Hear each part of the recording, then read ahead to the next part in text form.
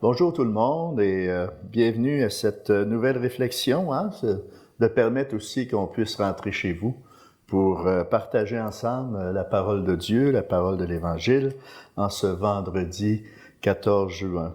Si vous voulez, on va se disposer avec l'aide de la Vierge Marie et puis je vais enchaîner avec la prière d'ouverture que vous avez dans votre prion en ce vendredi 14 juin.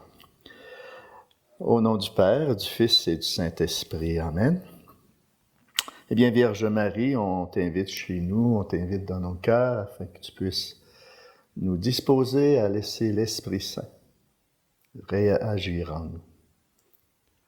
On veut lui laisser toute la place et on a besoin de toi, Marie, afin que tu puisses nous guider dans cette démarche de foi pour aussi accueillir la parole de Dieu.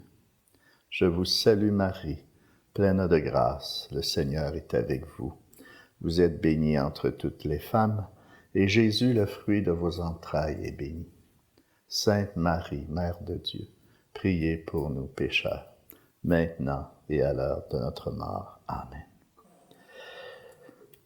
Je vais enchaîner avec la prière du prion, que je trouve qui est très, très réaliste dans ce passage de l'Écriture que nous allons partager tantôt.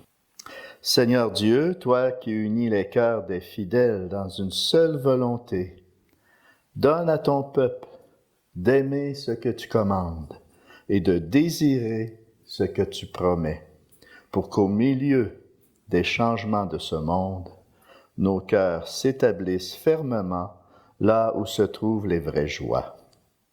Par Jésus-Christ, ton Fils notre Seigneur, qui vit et règne avec toi, dans l'unité du Saint-Esprit, Dieu, pour les siècles des siècles. Amen. Jésus, le roi des rois, c'est Jésus, le bon pasteur. Alléluia, Alléluia, Alléluia, Alléluia, Amen. Le Seigneur soit avec vous. Évangile de Jésus-Christ selon saint Matthieu. Gloire à toi, Seigneur Jésus. En ce temps-là, Jésus disait à ses disciples, « Vous avez appris qu'il a été dit, tu ne commettras pas d'adultère. Eh bien, moi, je vous dis, tout homme qui regarde une femme avec convoitise a déjà commis l'adultère avec elle dans son cœur. Si ton œil droit entraîne ta chute, arrache-le et jette-le loin de toi. Car mieux vaut pour toi perdre un de tes membres que d'avoir ton corps tout entier jeté dans la géhenne. Et si ta main droite entraîne ta chute, coupe-la et jette-la loin de toi. Car mieux vaut pour toi de perdre un de tes membres que d'avoir ton corps tout entier qui s'en aille dans la géhenne. Il a été dit également, si quelqu'un renvoie sa femme, qu'il lui donne un acte de répudiation, eh bien moi je vous dis, tout homme qui renvoie sa femme, sauf en cas d'union illégitime, la pousse à l'adultère. Et si quelqu'un épouse une femme renvoyée, il est adultère. Acclamons la parole de Dieu. Louange à toi, Seigneur Jésus.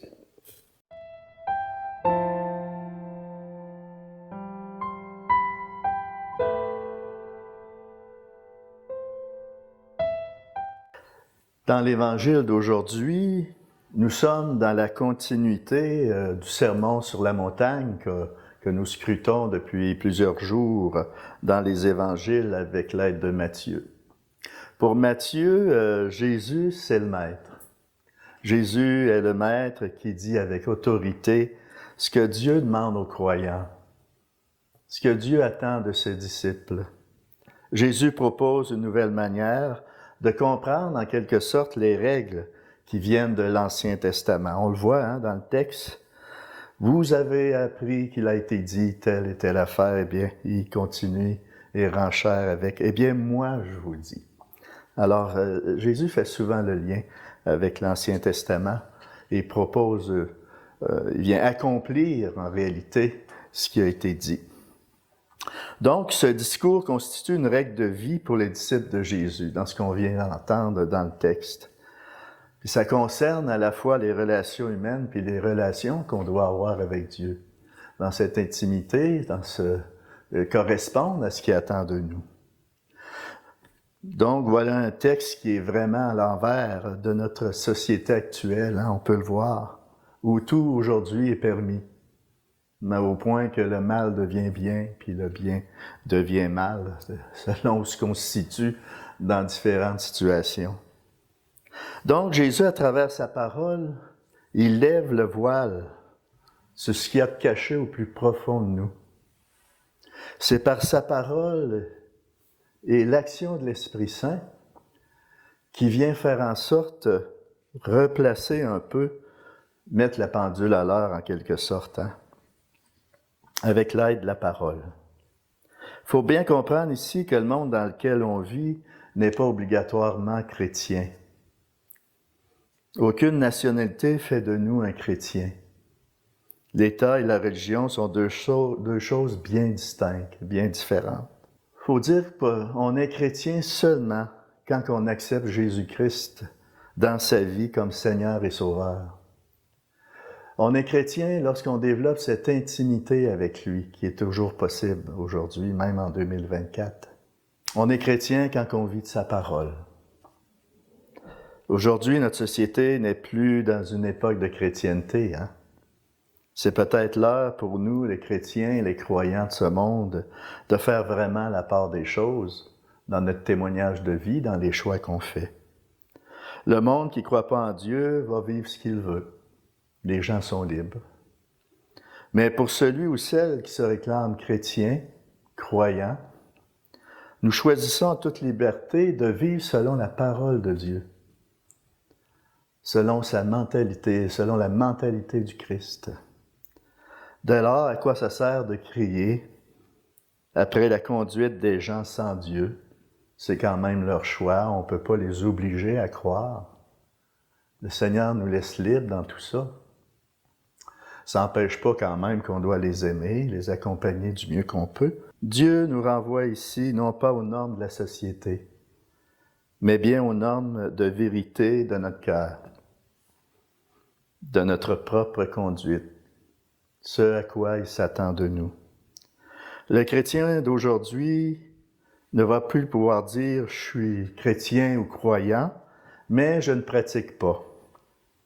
Ou il vit de la parole de Dieu et il est efficacement chrétien, ou il suit le monde et ses idéologies et il ne vit plus avec le Christ, donc il ne peut pas se dire vraiment chrétien ou croyant.